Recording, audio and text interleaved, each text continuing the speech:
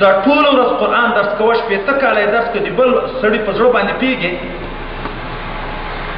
دا چې تا زړه صفا شو، دوربین جوړ شو،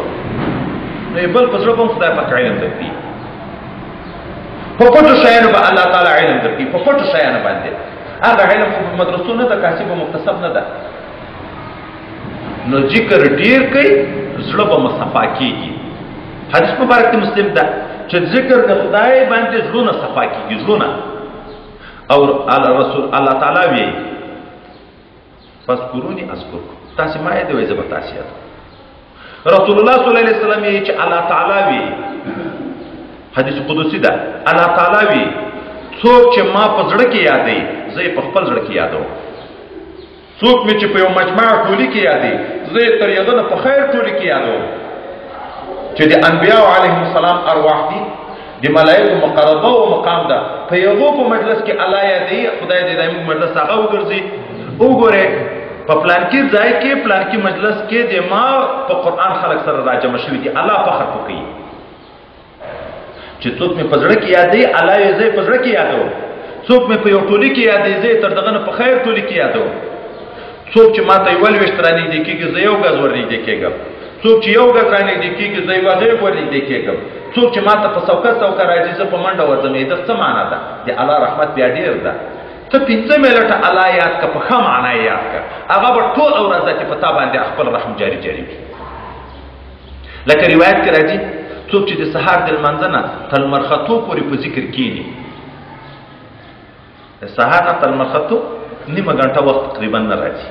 ځکه موږ تاسو چې جمع وکړو، جمع نه بعد تر لمر ختو پورې 25 منټه وخت وي، څومره کم وخت ده. تا په ذکر تېر کړو، الله وی د ټولې ورځې د مشکلاتو یې زه ذمهوار یم، ذاتي زه یې ورته حل کوم. ذکر څومره شو، رحمت څومره شو. نیمه ګنټه وخت د خدای په ذکر تېر کړو، خو الله یې زه د ذمهوار یم چې د ورځې څومره مهمات یې تا وي د هغو به زه ټول کفایت درته کړم.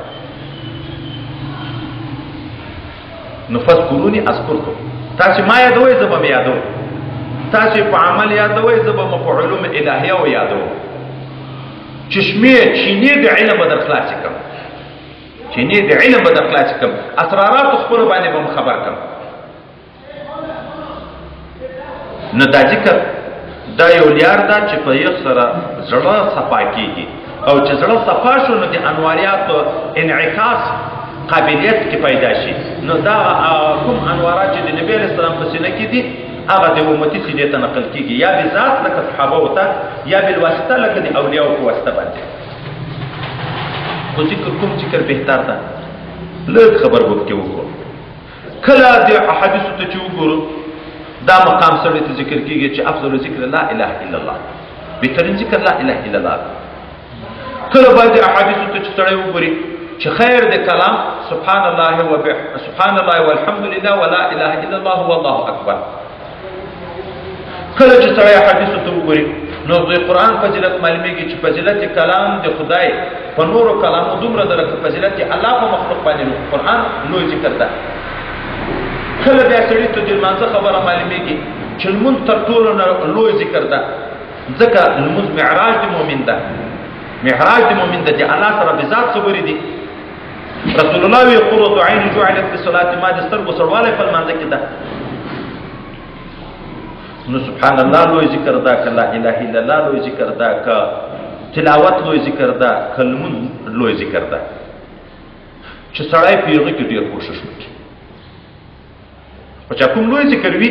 خدای ته سړی ډېر په نږدې کېږي، نو خو په هغه کې به ډېر کوشش کوي. حضرت مجدد الفسانی قدس الله سره هغه وایي چې تر ټولو نه لوی ذکر لمونځ ده، ولې غایت انتهایی درجه د مقاماتو د عبد حقیقت صلات چې سړی دومره مقام ته ورسېږي چې د لمانځه حقیقت ته ورسېږي. حقیقت دا شی خپل یو حقیقت لري. هغه وخت چې ورسېدو نو بیا د ترقي په لمانځه راځي، چې حقیقت صلات ته ورسېدو نو د ترقي په لمانځه راځي چې څومره نفلونه کې هلته لکه د غټو اولیاو غټو خلکو په عباداتو کې راځي، شپه کې بیا 1000 رکعته نفل کړه لکه د سیدنا امام صاحب په احوالو کې چې راځي، خو حقیقت صلات مقام ته رسېدلی وي. نو تر ټولو نه غټ عبادت ذکر خدای ته د نزدېکت دی هغه لمونځ ده. لکه رسول الله صلی الله علیه وسلم ته یو صحابي مبارک خدمت وکړ، بیا رسول الله ورته څه غواړي؟ دی ورته مرافقتک فی الجنه، چې تا سره په جنت کې یو ځای شي. رسول الله ورته او غیر ذلک، دا وینا صرف دغه غواړم. نو نبی اسلام ورته چې فاعنی علی کثرة السجود، نو منځونه ډیر کوي بیا به ما سره یو ځای کېږي. خو مجدد سبی دا الته چې یو عارف د باطن صفا شي، فنا فی النفس مقام خو پیدا شي چې نفس پانی شو فی الله، اصلاح راغله نو بیا په منځو کې غایت مقام ده. خو چې تر څو پورې د نفس اصلاح نه وي راغلی په منځو ترقي نه راځي. روی در محراب و دل درگاه و خر این چنین اذکار کوي دا را ده یو واره په د زړه صفایي کې بیا الته فیصلې غنه اته یو واره سبحان الله د خلکو د کرونو سبحان الله نه بیا قیمتي کیږي. اته دوه رکعات لمونځ بیا د خلکو د زرګونو رکعاتو نفلونه بیا بهتره کیږي. زړه صفایي په نافله مقام ته کوچی سره رسیږي. واذكر اسم ربك وتبتل الیه تبتیلا، د الله نوم یادوه، د دغه الله د نوم دی یادول دی وجه نه په زړه کې عشق دی الله پیدا شي. چې عشق دی الله پیدا شو د دنیايي شیانو نه به انقطاع راشي. وتبتل الیه تبتیلا، د دنیايي شیانو نه چې انقطاع راغله حضور برابر شو. لکه هغه حدیث مبارک کې راځي حضرت حنظله رضی الله تعالی عنہ صدیق اکبر رضی الله تعالی عنہ ته په مخ ورغی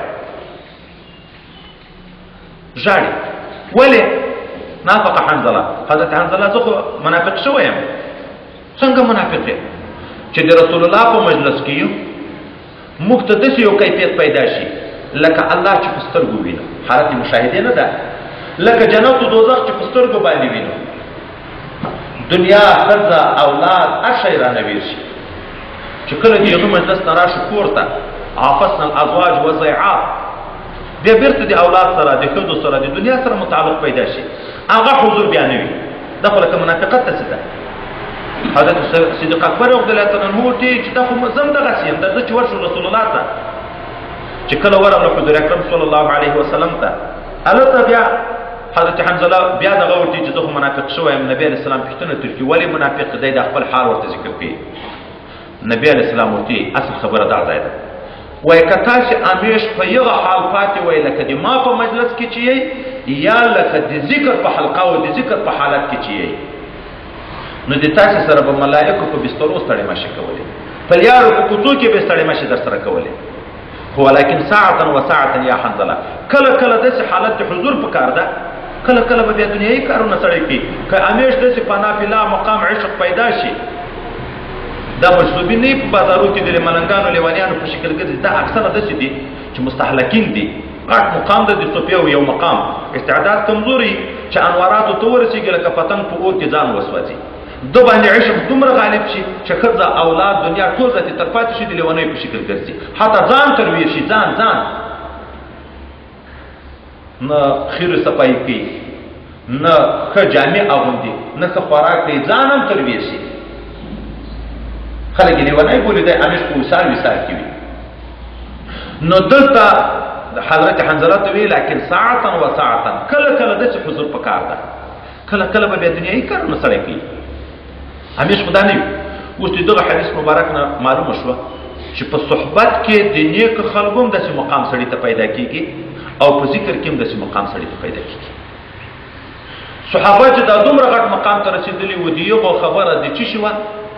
ډېر ذکر و وظیفې نه وې، صحبت رسول الله و. د حضور اکرم صلی الله علیه وسلم په صحبت کې دومره انوارات وو چې د سره به مخامخ شو، د دې سینې به یو دم په انواراتو باندې ډکې شوې، دنیا به پاکه شوه، ښځه، اولاد او هېڅ شي شوق بیا نه و. ټوله توجه به طرف د الله تعالی ته وه. نو لکه د آخرت چې په سترګو ویني، لکه الله چې په سترګو باندې ویني، جنت و دوزخ چې په سترګو باندې ویني په صحبت کې. او کله کله به بیا صحابي په لمانځه ولاړ ده، اوږده قصه د وروسته بیا را روان ده، د کفارو نه راګرځېدلي دي، د یوه کافر ښځه یې مړه کړې، را روان دي په لارې باندې. دوه نفره یې صحابه پیرې ته ودرول نبي علیه السلام. صحابه ویده شوه، هغه کافر قسم خوړلی و چې زه د خپلې ښځې پور وانخلم، دغسې را ونه ګرځم. چې راغی چې سړی ویني چې جګېږي ټیټېږي، په لمانځه ولاړ ده، ده دا خیال شو چې دا چوکیدار و د صحابه و. یو غېښه یې وویشت، غېښې په بدن کې ننوت، لمونځ نه پرېږدي. بل غیشی اوشت په بدن ننوت لمونځ نه پرېږدي، بل غیشی اوت په بدن ننوت لمونځ نه پرېږدي. صرف لمونځ یې لږ مختصر کو چې سلام یې وګرځو، دا بل صحابي راویښ کړ. هغه چې وکړه چې په بدن کې غیشي خښتې وینې تر بهیږي، نو ورته یې ولې دی هغه اول غیشي چې ولګېدې ما باندې دې غږ نه کړ. ده ورته ویل ما سورت کهف شروع کړی و، په یخ کې دومره خوند و چې زه په غیشه نه پیدا خو لمونځ مې دغه د وجې نه لاند کړو چې نور کافران نه یې چې داسې نه چې نبي علیه السلام ته تاوان ورسي. هغه کافر چې دی غږېدا واورېده داسې وتښتېده. خو ذکر کې هم دغه د داسې حال راځي که نه راځي. ډېر صحابه به داسې وو چې په بدن کې بې غیشه بند وو، هلته خو اپرېشنونه نېشې دوایي شیان نه وو، نه به یې ښایستی دی د دې وجود نه چې په لمانځه به ودرېده، دی به دومره مستغرق شو د خدای پاک په عشق کې چې په ځان به نه پوهېدو. هغه نور صحابه به ورغله غیشي به یې سر وایستې بدن نه. نو وایي دواړه حالات ګوره داسې دي. ځکه هم څوک چې د ولایت مقام ته رسېدن غواړي، الا ان اولیاء الله خبره بیا را روانه ده، نو دا دوه شیان دي کوي چې د اولیاءو په مجلسو کې د ډېر شریکېږي او ذکر د ډېر کوي. ځکه په دغه دواړو کې موږ حالاتو کمزوري دي چې بار بار شریکېږي، لږ به د دوی په شریکېدن صفایي راځي، لږ به په هغه ذکر صفایي راځي، نو خدای پاک په زړه صفا کړي. چې زړه صفا شي نو ذات عشق او محبت الهي پیدا کېږي، تاثیر بیا پیدا کېږي، بیا په تلاوت کې هم خوند پیدا کېږي، په لمانځه کې هم خوند پیدا کېږي، په ذکر کې هم خوند پیدا کېږي، په هر چیز کې بیا رب کریم خوند پیدا کوي. نو لیارې وایي د دغو علوم لدنیاو دغه ذکر ده چې خدای پاک متصل کې ذکر کړ. اوس نو دا چې د خدای پاک عشق غواړي، د الله انوارات او تجلیات حاصلېدن غواړي، قرب الهي او مقام د ولایت غواړي، نو څه ستړی به کېږي، څه خوښي نه پیدا کېږي. دا نه ستړی په نفس بوج دي. د سهار نه تر مخته اوس موږ ویده کېږو، کېناستن په نفس بوج ده، په نفس بوج ده که نه، نور چی دي؟ دغسې نور اوقات که موږ په ذکر باندې پایبندي کوو، د مازدیګر نه تر ماښامه کېنو چکر پرېږدو، په نفس بوج ده. نو الله تعالی اوس د دغه بوج علاج راکوي. طبعا په انسان تکلیفونه راځي، خو د تکلیفو حل یا څه شی ده؟ یا ایها الذین آمنوا استعینوا بالصبر والصلاة، یا کسانو چې تاسو ایمان راوړی ده مدد وغواړئ تاسې د الله تعالی نه په صبر سره، والصلاة په لمانځه یا مخکې چې ذکر شو بله ورځ په دعا الله ته زاری کوئ چې خدای پاک دا استقامت ورته پکې نصیب کړي. د دنیا کار چې څوک کوي ګورئ دا موږ طالبان خو دغه خپل ژوند راته تکلیفي لیده کېږي، هغه چې لګیا دي دی باندې لمر ته ټوله ورځ هم دغه چې انسانان دي. موږ ته چې په سترګو وینو که نه دا اوس مدرسه کې چې مزدوران لګیا دي ټوله ورځ دا ګرمي ته دی د باندې تېرېږي، اوړي دغه سختې ګرمي ته. ولې دنیا ګټي، دنیا بې تکلیفه نه پیدا کېږي، نو د خدای دوستي بیا خوشي پیدا کېږي، ابدي جنت خوشي پیدا کېږي. چې دنیا لږ نعمت، د دنیا لږ شی بې ستړي نه پیدا کېږي. کالي به دې خیرن وي، لمر به تېروې، ساړه به تېروې، د بل خبر به تېروې، خشکې به تېروې، مسافري به کوې، دا ټول شیان به تېروې، بیا د دنیا یو فایده درته پیدا کېږي. نو دغسې به ریاضتونه کې لکه مخکې اولیاو چې کړه لوږې او تندې او ساړه وچې په دغه به تېرول، ذکر د خدای کې به کوشش کوو، نو خدای پاک یو مقام ته رسول. موږ په بستره باندې په فرش په پالنګ بې سیره غواړو چې ښه د بستره یې، ښه د پلاونه یې، ښه د خواهشات پوره کېږي او د خدای دوستي دې راته پیدا شي. بیا نو شکایت یې خپلې وظیفې نه وي، بیا 5 منټه وظیفه نه وي، ذکر نه وي او اثر نه پیدا کېږي. بیا شکایت وي زه په وظیفه نه پرېږدم. حضرت مجدد صاحب ته چا شکایت وکړو چې دومره وخت کېږي ما وظیفه اخیستې ده، زه په هېڅ اسرار ونه پرېږدم. خلک ووینم څوک چا باندې جذب راځي، چا ته کشفیات کېږي، چا ته شی کېږي او ما ته هېڅ نه پیدا کېږي. هغه ورته چشم بند، گوشو بند، لبی بند، گرنه دیدی سری حق بر من میخوان، سترګې د غلطو نظرونو بندې کړه، غوږ د غلطو اورېدو نه بندې کړه، منې کړه، ژبه خوله د غلط بیان او غلط خوراک نه منع کړه. که د خدای اسرار دې ونه لیده بیا هلته په ما پورې وخنده. دا اکثره خلوتونه چشت کوي، دا ریاضتونه خلوتونه چشت پاره کوي، خو چې دغه تعلقات ختم شي، سترګې کنټرول شي، غوږونه کنټرول شي، خوله کنټرول شي، مجلسونه نه وي، ذاتي به سړي ته اسرار پیدا کېږي. حتی دا کشفیات نه دي دا جوګیانو ته چې پیدا کېږي اشراقیانو ته اوربشې خوري ښه خوراکونه نه کوي په تیارو کې کښېني خواهشات پرېږدي دا نفس چې وایي ډېر خیرن کېږي د دغو خواهشاتو د وجې نه ما یو طالب د پیر سبق صاحب مرید و ده ویلې وایي یو جوګي نوشیره کې ما ورسره تعلق راغی وایي کله به هوټل ته مازدیګر چای ورته ویلو چې چای وخوره وایي نه بیا دې ما کشف خرابېږي ایښودو چای یې نه خورو چې بیا دې ما کشف خرابېږي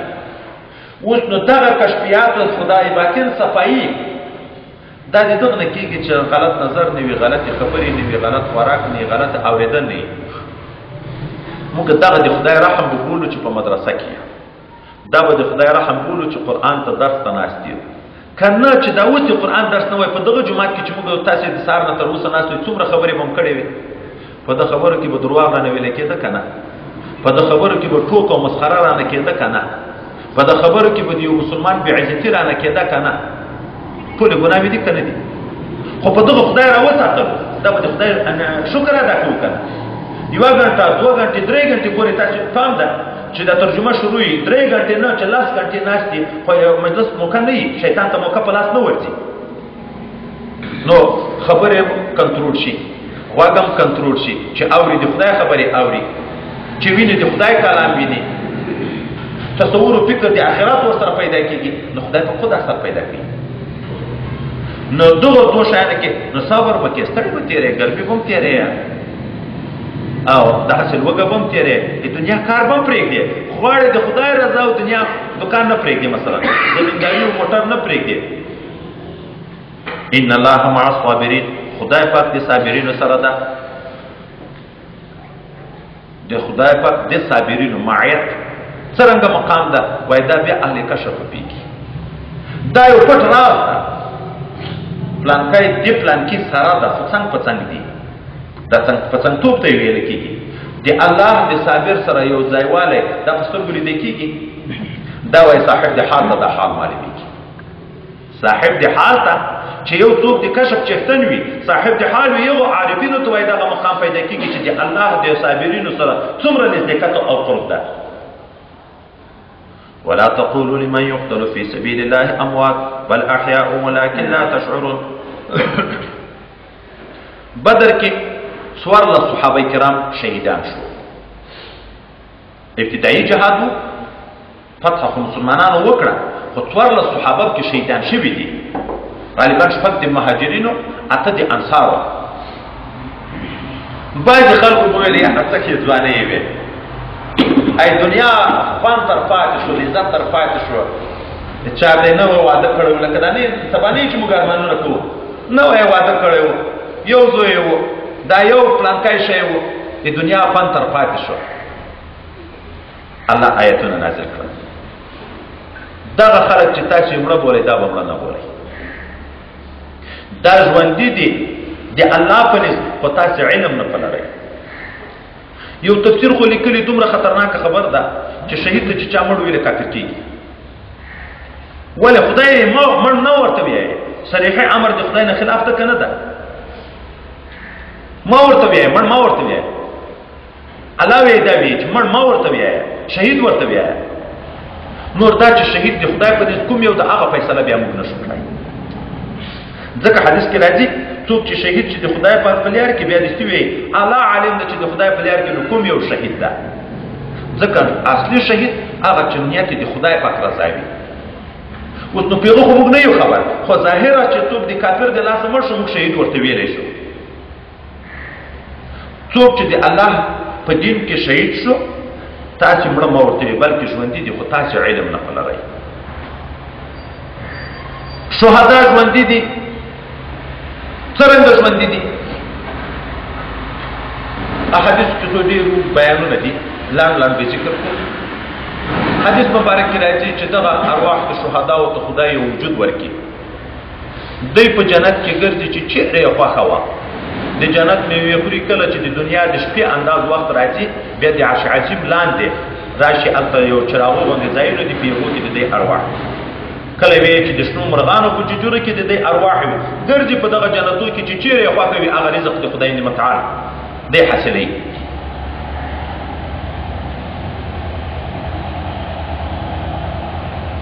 د انبیاو په باب کې خبره چې دوی ژوندي دي د دنیا د تګ نه بعد که مړه دي وایي چې شهید ته خدای ژوندی وویله د نبي حال ته شهید فوق ده د هغو ژوند خو تر دغه نه یقیني قوي ژوند ده. حتی شهید چې شهید شو د ښځې د بل چا سره نکاح روا ده که نه چې عده یې تېره شو نکاح روا ده. اما نبي چې د دنیا نه لاړ د نبي د ښځو سره نکاح روا ده معلومیږي چې د نبي ژوند د شهید ته ژوند نه پورته ده. عین وایي داسې ژوند دی لکه د دنیا ژوند صرف مکلفیت ساقط ده مکلفیت ساقط ده کنی انبیاو داسې ژوندون ده لکه د دنیا کې چې کوم ژوندون ده خو مکلفیت یې نشته یعنی عبادات تر ساقط شوه کنی نور حقیقي ژوندون ده. او دلیل په دې باندې دا خبره هم وایي ده چې نبی علیه السلام یې اجساد د انبیاو حرام دي په خاوره باندې خاوره یې نه خوري. نبی چې په کوم قبر کې یې وجود یې نه خرابېږي ولې خو ژوندی ده. شهداو دغه حال ده چې حقیقي شهید وي او دوایي داسې مضر شیان نه وي په لوېدلې په وجود یې هغه مځکه یې وجود نه خوري. احد کې چې کوم صحابه شهیدان وو حضرت عمرو بن جموح رضی الله عنه او یو بل صحابي دا دواړه په یو قبر کې ښخ وو دوه درې درې به په یو قبر کې ښخ وو. شپږ څلوېښت کاله بعد د دې قبر ته اوبه د سیل برابرې شوې چې قبر یې راپان کړو خپلوان یې ورغله د دغه ځمکې نه یې نقل کول بل ځای کې ښخول چې رالوچې کړه وایي داسې تازه وو لکه پرون یې چې ښخ کړي وي کالي یې هم نه وو خراب شوي شپږ څلوېښت کاله تېر شوي خو خدای پکې چې ژوندي دي اجساد یې خاوره نه خوري. دغه شان وایي د ډېرو اولیاو قبرونه کتل شوي دي د ډېرو کلونه بعد وجود یې هغسې سالم وي نو معلومېږي درېیم مقام چې اولیاء الله دا هم ژوندي دي. حامل د قرآن په باب کې راځي چې کله حامل د قرآن په قبر کې کېږدي الله حکم ورته وکړي مځکې ته چې ګوره چې وجود یې خراب نه کړي مځکه ورته څرنګه به زه وجود خرابوم چې تا کلام دې ده په سینه کې ده چې تا کلام دې ده په سینه کې ده. لیکن حضرت عبدالله بن مسعود رضی الله عنه او بل حضرت علی رضی الله عنه د غالبا وی چې د حامل د قرآن هر حامل نه د مراد صدیقین ته مراد دي ولی لا یمسه الا المطهرون. اصل حامل د قرآن چې قرآن یې په ځان بار کړی وي زړه کې ځای ور کړی وي هغه څوک دی چې زړه یې صفا وي صدیق وي. صدیق ظاهره به حافظ د قرآن نه وي خو عامل په قرآن ده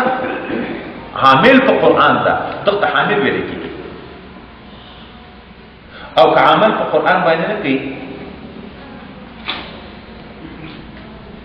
حدیث آیات مبارک ده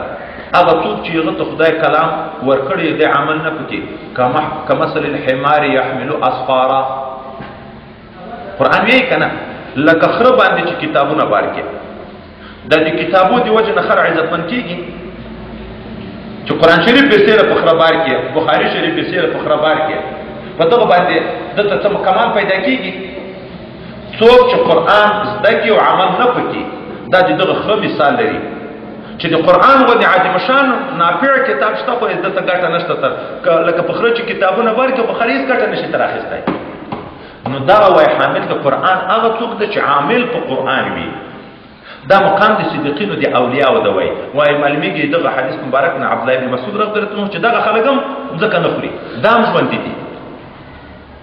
دغې وجې نه قاضي ثناء الله فانفتي صاحب لیکي چې د ډېرو اولیاو نه په تواتر دا نقل ده تواتر یو نه په تواتر دا نقل ده ینصرون اولیاءهم ویدمرون اعداءهم چې د مرګ نه بعد دوی د خپلو دوستانو سره کومکونه کوي د دښمن سره یې مقابلې کوي. حتی بعض خلکو ته د مرګ نه بعد تلقین د ذکر کوي تلقین د ذکر کوي او د خلکو ته هدایت کوي چې خدای پاک چاته خوښ وي. ډېرو خلکو ته په خوب کې چا وظیفې وربدلې موږ ته خو دا حالات ډېر راځي ملګري دا حال راته بیانې خوب مې لید پلان کې په خوب کې وظیفه را بدله کړه او وظیفه یې چلن شوي وظیفه یې چلن شوي هلته یو قبر چښتن یو زیارت یو ولي په خوب کې وظیفه ور بدله کړې هلته یې وظیفه چلن شوي خو معلومیږي چې ژوندون ده ځکه په تواتر وایي دا ته نقل ده چې ینصرون اولیاءهم ویدمرون اعداءهم ویرشدون خلق الله لمن شاء الله چا چې ورته خدای خوښ کوه یو به ته رشد و هدایت هم کوي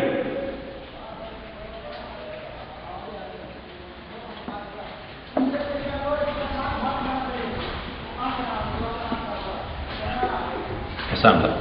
ایمو کوټه کې پکایده وکړو نو دا حیات د انبیاو د شهداو د اولیاو دا ټول معنوي ژوندون ده حضرت مجدد الفسانی وی چې دغه خلکو ته خدای په وجود موهوبي ورکړي دغه وجنه دای به مړ وي څوک به په سترګو ویني په ژوند په ویښه باندې به ویني دا څنګه به ویني هغه د روح ته وجود موهوبي ورکړل شوی دی په شکل باندې وي جهاد په سنگر کې به ویني هلته مخته به روان وي ډېر شهدا لیدل شوي دي وی شهید خو ملګري یې په سترګو باندې ویني خدای چې انسان عزتمن کړی دا اوس زموږ ملګري کې چې یو ملګری چې دا سږ کال فارغ شو بیا دا مخکې شپو کې شهید شوی چا یې راته قصه کړه په کوم کور کې چې دی په کوم کټ کې پروت و چې کله وایي دغه خلک راغله محاصره یې کړه جنګ شروع شو هغه کټ هم تر اخره ورسره جنګېده هغه دی چې په کوم کټ باندې و هغه کټ نه وایي تر اخره پورې په انګریزانو باندې ډزونه کېده دغه کرامت که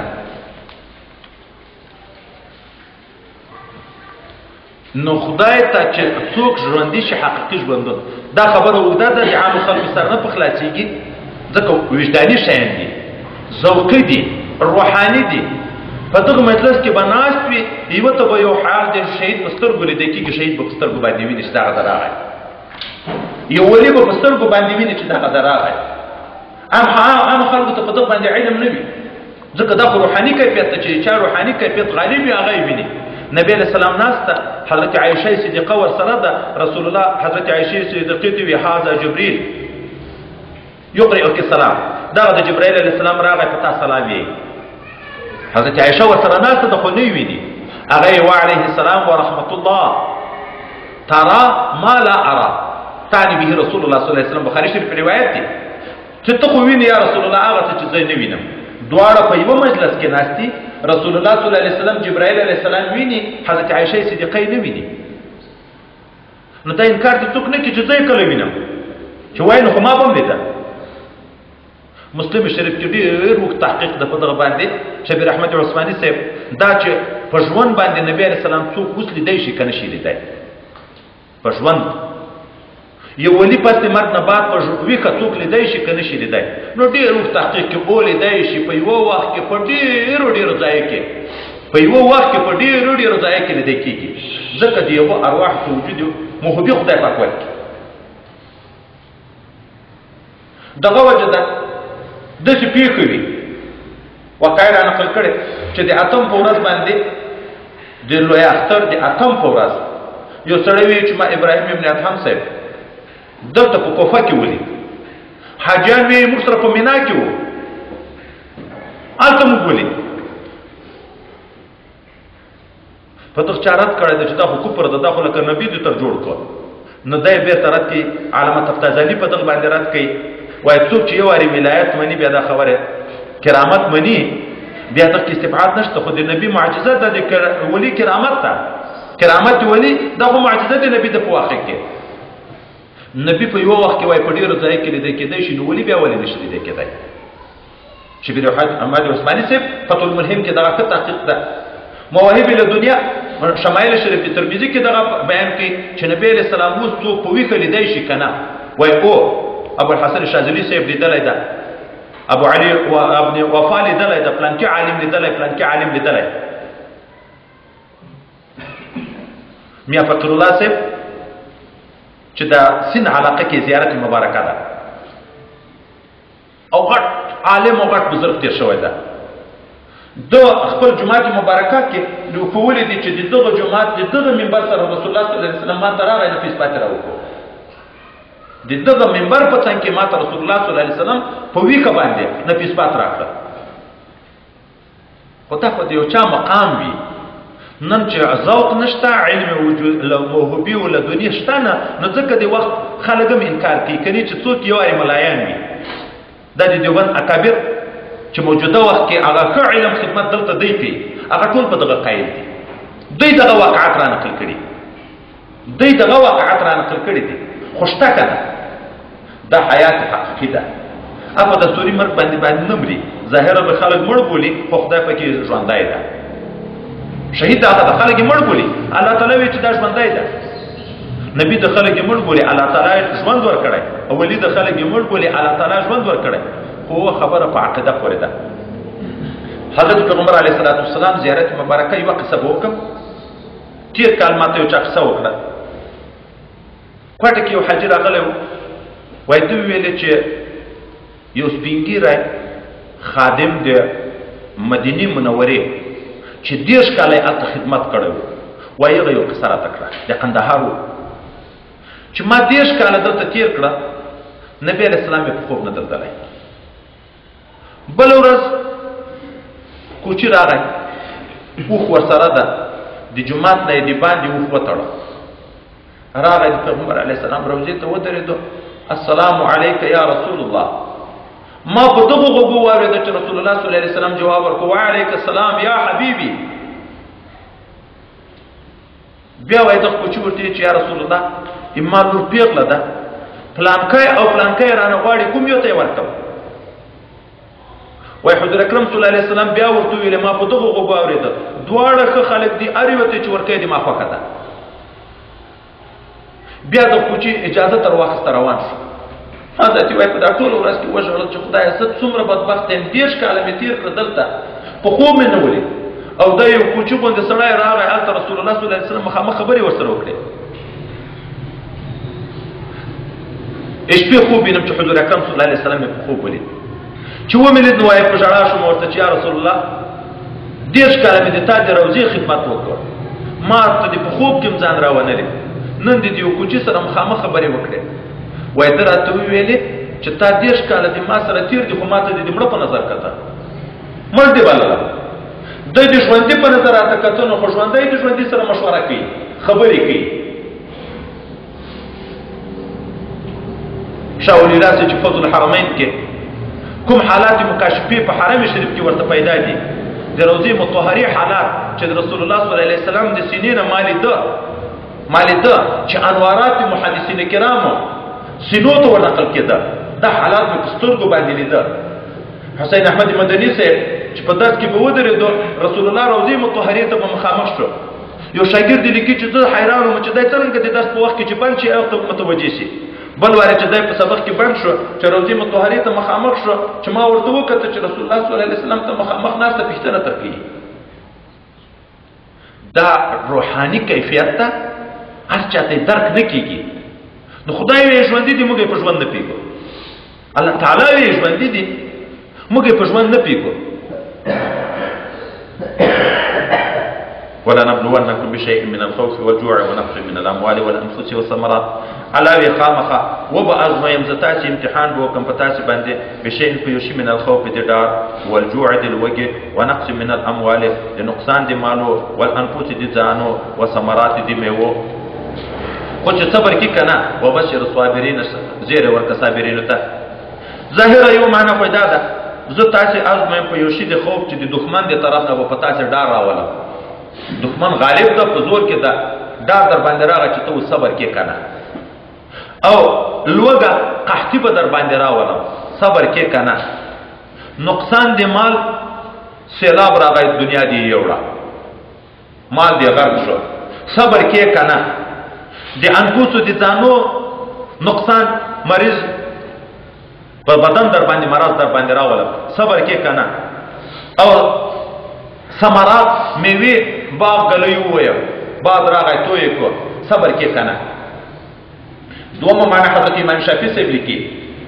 زه به تاسې تجربه کوم الله وی په یو شي د ډار چې د ما نه ډارېږئ که نه د خدای خوف کوي که نه کوي او والجوع لوږه روژه در باندې فرض کوم چې د ما دپاره تاسې لوږه تېروئ که نه تېروئ ونقص من الاموال د نقص د مالو زکات در باندې فرض کومه اوس نو مال د کمیږي کمایې که نه کمایې 400,000 روپیو کې 1,000 روپۍ اوس ورکوې که نه ورکوې والانفس او نقصان د ځانو به در باندې راولم په خپل نفس باندې به نقصان مرګ در باندې راغی تکلیف در باندې راغی برداشت کوې که نه ذوق سپینګیری مې کړې بدن کمزوری شو اندامونه کمزوري شو صبر پکې که نه وثمرات میوې اولاد به دې وژنم چې د زړه میوه ده صبر پکې که نه حدیث مبارک راځي چې اولاد مړ شي الله ملائکو ته وایي د تاسې د ما د بنده د زوی روح قبض کو وایي او بیا ورته د ما د بنده د زړه میوه تاسې تر واخېسته میوه الله ورته ویلی دي وایي او وایي ده څه وویلې وایي ده وویلې چې الحمدلله خدای راکړی و مال بیرته یې رانه واخېست نو الله وایي دغه ملائکو ته ورشئ په جنت کې یوه کوټه بنګله ورته جوړه کړئ بیت الحمد هم پکې دی چې د مصیبت په وخت کې هم دی د ما شکر ادا کوي نو په دغه به ما ازمیم هو دره چې څوک صبر کی کنه وبشر الصابرین زیره ورکه صبر کوونکي ته په جنت باندې کوم صبر کوونکي الذين اذا اصابتهم مصيبه هغه کسان چې کله ورسیږي دوی ته کوم مصیبت او تکلیف قالوا دی وی انا لله موږ د الله تعالی یو د بندگان یو د مال یو و انا الیه راجعون موږ دغه خدای پاک ته بیرته رجوع کوونکي یو چې د الله یو الله واخسترانه مال مې د الله د الله رانه واخست اولاد مې د الله د الله رانه واخست ما بدن اندامونه دی الله دې کراړه دی ک کنه یو الله رانه واخست صبر پکې نو دغه صابرینو ته زیره د جنت ته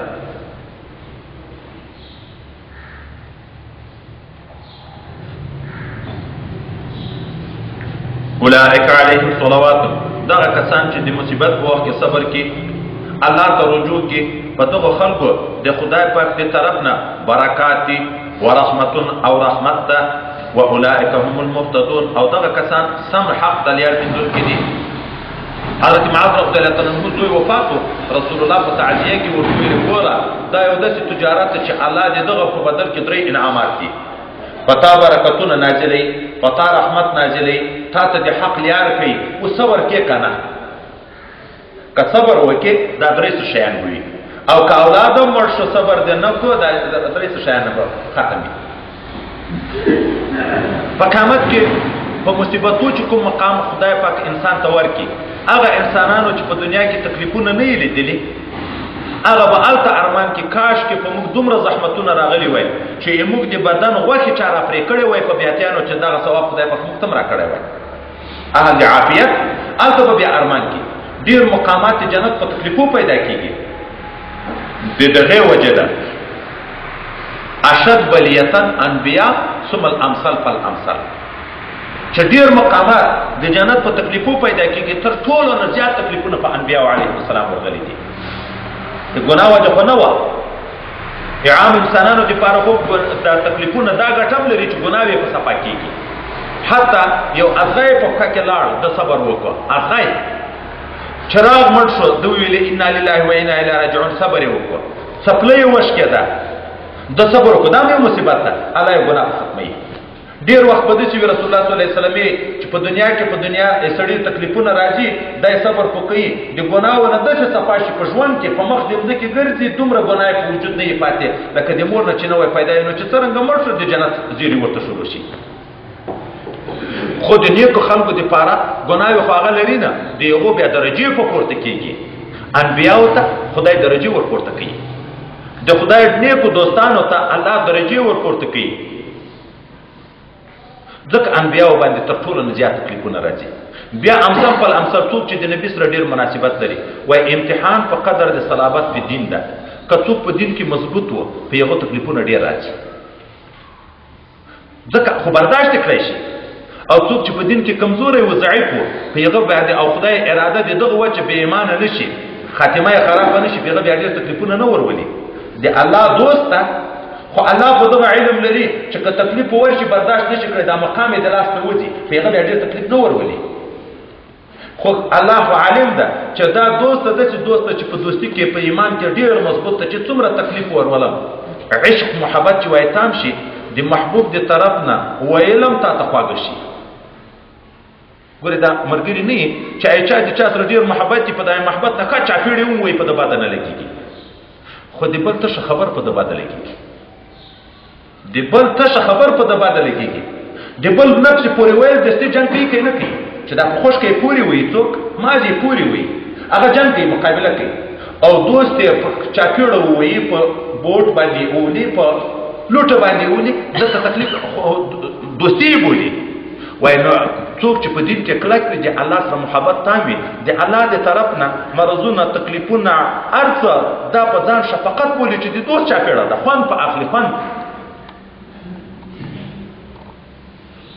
ان الصفا والمروه من شعائر الله. مخکې د اسلام نه په صفا غونډۍ باندې یو بت و د اصاف په نامه، د مروه غونډۍ په سر باندې یو بت و د ناهلې په نامه، هغه د نرو شکل و دا د ښځې شکل و. نن سبا خو صفا او مروه په حرم کې دي نه لري، جومات کې راغلي دي، مخکې خو جومات نه و هغلته، نو دا غونډۍ وې ښکاره د باندې. مشرکینو به چې طواف کوو د صفا او د مروه په منځ کې د دغو دواړو بتانو ته به یې سجدې کړې چې صفا ته به لاړ په یوه ته به یې سجده کړه چې مروه ته به لاړ بل ته به یې سجده کړه. چې کله اسلام راغی بت پرستي خو ختمه شوه، اوس چې حج به کوو یا عمره به کوله د صفا او مروه په منځ کې تاوېدن هغه مسلمانو ته به اوس کرکه درېده چې دلته خو موږ شرکونه کړي دي، شرک مو کړی. اوس به نو موږ خدای بیا هم په نیسي چې دا لکه صفا او مروه باندې تاویږو چې دا خو هغه د پخوانیو بتانو رسومات تاسې کوئ. بل طرف ته انصار مبارکین چې اسلام نه و مخکې دوی د منات په نامه باندې یو بت و د هغه تعظیم یې کوه، نو چې حج ته به راغله حجونه خو کفر کې هم کول دی، صفا او مروه به نه تاوېده چې بیا یې موږ هغه خدای خفه کېږي ځکه دې خدای خو په مشلل علاقه کې منات و چې اصحابو نایله دا خو د مشرکینو د مکې خدایان دي. چې کله اسلام راغی نو دلته اوس زړه کې کرکه ورته درېده بیا هم چې اوس موږ په صفا او مروه خو دلته مشرکینو د مکې شرکونه کړي دي، موږ که ګرځو خدای به منیسي که نه. د رسول الله صلی الله علیه وسلم نه په دغه باب کې پوښتنې وکړې، حضرت پیغمبر علیه السلام ته الله آیاتونه نازل کړل. صفا او مروه دا د شعایرو د دین نه دي، په دې طواف دغه ګناه نشته بلکې واجب ده در باندې. ان الله كتب عليكم السعي، رسول الله وی خدای در باندې لازم کړی ده چې سعی بس ما باندې صفا او مروه کې د مشرکینو شرک په بیت الله وو، لوس لغړ په تاویده حالت بوتان کې و. اوس به موږ طواف په بیت الله نه کوو، هغه د شرک په عنوان به نه کوو، هغه ناروا ده. صفا او مروه به اوس ګرځو، خو ولې ابراهیم علیه السلام حج کړی د صفا او مروه باندې ګرځېدلی، هغه بیبي ساره رضی الله تعالی عنها چېرته یې بچی حضرت اسماعیل علیه السلام یې کړو بیبي هاجرې صفا او مروه باندې منډې کړي دي چې اوبه ور خلاصې شوې چې په دغه غونډۍ کې که څوک مې ولیده الله ته محبوب و د دغه امت دپاره د عمل د حج نه وګرځوه. نه ان صفا والمروه من شعائر الله، بېشکه صفا او مروه دا د نکو د عبادت اعلی نه دي. فمن حج البیت او اعتمر، هر څوک چې اراده د حج د بیت الله وکړي یا عمره وکړي فلا جناح علیه، څه ګناه نشته په ده باندې ان یطوف بهما، چې طواف وکړي په صفا او په مروه باندې. ومن تطوع خیرا، یو خو فرض عملی یو زیادت نفل وي. ومن تطوع خیرا دغه یوه معنا وایدا ده یا څوک نفلي حجونه او عمرې کوي فإن الله شاکر علیم، خدای پاک شاکر ده، عمل قبلونکی ده، بدله ورکوي او علم ده. یا یو فرضي طواف ده او واجبي سعی ده، یو د دغه نه زائد فرض طواف دې وکړو، هلته په حرم شریف کې احرام هم نه یي طوافونه خلک کوي، خو ټول نفلي طوافونه یي. ومن تطوع خیرا، چا زیادت خیر وکړه نفلي طوافونه یې کړه. فرض لمونځ ده نفلونه کوي سړی، فرض روژه ده نفلي روژې نیسي سړی، فرض زکات ده نفلي صدقې ورکوي. په دا ټول الله عالم ده، الله شاکر ده. شاکر دا معنی قدر شناس ده، څوک چې عمل وکړي ضایع کوي نه، بدله یې خدای پاک ورکوي. د یهودو بدبختانو نه دوه صحابه ورغله، څه دیني مسایلو کې پوښتنې وکړې، دوی نه ورته بیانولې چې تاسې تورات کې دغه حکم خدای پاک څرنګه بیان کړی، دوی نه کړی بیان. الله آیاتونه نازل کړه ان الذين يكتمون ما انزلنا من البينات والهدى بشک هغه کسان چې پټي هغه څه چې نازل کړي دي موږ د ښکارا دلایل او د هدایت نه من بعد ما بیناه للناس پس له دې نه چې موږ بیان کړي دي ټول خلکو ته په کتاب په تورات کې نو چې دوی پټي اولئک یلعنهم الله دا هغه کسان دي چې لري کړي دي خدای پاک د رحمت خپلنا ویلعنهم اللاعنون او لعنت وي په دې باندې ټول لعنت ویونکي ملائکه انسانان پیریانان او نور مخلوقات خدای پاک الا الذين گناه وکړه حق پټ کو د خدای د لعنت او د مخلوق د لعنت لایق شو خو کبیر ته په اخلاص توبه وایستا بیا بیرته لعنت لا ختم شو يهودای د مسلمان شو خو ګوره توبه چشته ویل جنس هغه عمل په خلاف کړکې حق دې پټ کړی اوس په حق کار کوي بد کار دې کو اوس باندې کار کوي الا الذين تابوا مگر نه کسان چې د خپل کفر نه د پټولو د نعمتونو توبه وایستا واصلحوا اصلاح د خپل عمل وکړه وبینوا هغه حق خبره خلکو ته ښکاره کړه فاولئک اتوب علیهم نو دا هغه کسان دي چې زبم علاوه رجوع کوم پر رحمت سره په دوی باندې خپل توبه به قبول کوم وانا التواب الرحیم زه بشک توبه قبلونکی او رحیم ذات یم الله حدیث مبارک راځي د بنده په توبه باندې دومره خوشاله کیږي لکه یو سړی چې په دښته کې روان وي او په اوښ باندې د خوراکو د چکاک شیان هم ورسره وي چولې بیابان وي د غرمې وخت راغی ګرمي نو د یوې ونې لاندې واړی چې لږ خوب وکړم بیا به روان شم دی د ونې لاندې ویده شي اوښې هلته ده چې وخت کې راویښېدو اوښ نشته ورک او په دغه ځای کې نه کور وي نه چینه وي نه اوبه وي نه دکان وي یو شی نه پیدا کېږي د سړي غالبه یقین دا شي چې یاره خو نور مرم وګرځي په دا اوښ چې اوښ نه کې پیدا بیرته راشي چې ښه هغه ونې بېرته به څمدم کمر ګوم هلته به مړ شي چې بیا دا ویده شي دا د اوښ دا عادت ده چې یو وارې کوم ځای کې څمدي بیا چې په دښته کې ګرځي بېرته یې هغه ځای ته ځان رسوي دی چې راویښ شي چې اوښ ولاړ ده هغه د خوراکو چکاک شیان ټول شته ورسره ګورې په دې یقین شو چې د مرګ نه خدای بچ کړم دومره خوشحاله شي چې ډېره خوشحالۍ نه خطا شوې خدای پاک رښتیا چې زه د خدای یم ته مې بنده یم که دغه خبره قصدن تو کې بیا خو په کافر کېږي خو د ډېرو خوشحالۍ نه دی دا الفاظ ویي وایي لکه بنده چې په دغه خپله ورکه چې په داسې تنګي په وخت کې پیدا شي څومره خوشحاله کېږي الله د بنده په توبه دومره خوشحاله کېږي ولې الله تر مور پلار ډېر مهربانه ده د بنده عذاب نه خوښېږي ما یفعل الله بعذابکم خوند خو نه په اخلي چې بنده ته عذاب وکړي چې ډېر باغي نه شي بنده شپېته کاله په کفر کې تېر یم چې په اخلاصي کلمه وویله دا شپېته کاله کفر ټول ورمات کړي که نه کړي ما نو توبه ډېره ضرور ده خو دا نه چې ودرېږه بیا به توبه وباسم اوس ځوان یم چې سپین ږیری شم بیا به توبه وباسم موږ کله کله دا بعضې ځایو ته لاړ شو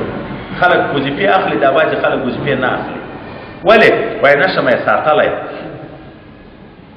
داسې کې وي چې دا وظیفه ځان ته شی ده د شریعت نه ایمانه دروغ ویلی کېږي ایمانه خیانت کېږي نو وظیفه نه شم ساتلی خو دغه خو شریعت نه راوه کړي دي موږ تاسې پخوا عادت دا و چې تر څو به یې په خوله کې دا اړوه حج ته نه تلو اوس خو دا مسافر ډېر شو حج ته ځي تاسې خیال ده چې په کار به یې کړی شي تر هغه وخته حج بیا حج نه شم ساتلی چې په اخر کې تر هر څه ولوېدم نو حج ته به لاړ شم توبه به وباسم هغه به غریب مرګ په رامخته شو ده به خو اراده وه چې څو کاله بعد به حج ته ځم حج په فرض هغه به تر پاتې شو لاړ مړ به شو نو شیطان کافر سړی په دغه خطا کوي سوف افعلو رسول الله وی د نن ورځې عمل سبا ته مه پرېږده د سبا ورځې خپل عمل ده بیا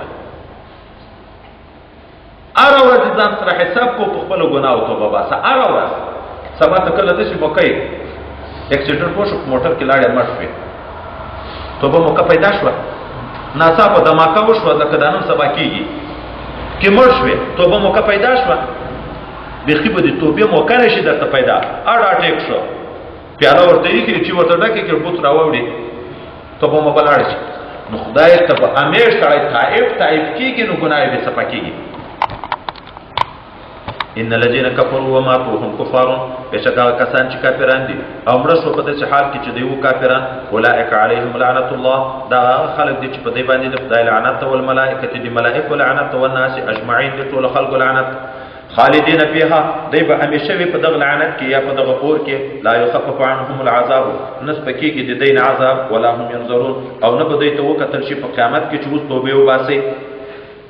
مشرکینو د رسول الله نه پوښتنه وکړه چې ته د خپل خدای بیان راته وکړه د تا خدای څرنګه ده. الله دغه آیات او سورة اخلاص قل هو الله نازل کړه. وإلهكم إله واحد معبود تاسي یو معبود لا اله الا هو نشته لایق عبادت مگر هم دغه یو الله ده. هو الرحمن الرحیم ډیر مهربان او رحم لرونکی ده. دا خبر چې رسول الله دې چوکړو د یو دم تعجب وکړ دا څنګه ایمو په یو کعبه کې درې تو شپته بوتان دي موږ نه پځایږو خلک ډیر یو نه پځایږو چې سجدي ورته کو نو کیوه ته سجده کې څوک پلته نو د دې ټول دنیا د خلکو څنګه یو خدای ده په دغه دلیل څه ده. الله آیاتنا نازل کړه ان فی خلق السماوات والارض واختلاف الليل والنهار والفلك التي تجري في البحر بما ينفع الناس وما انزل الله من السماء من ماء فاحيا به الارض بعد موتها وبث فيها من كل دابة وتصريف الرياح وسحاب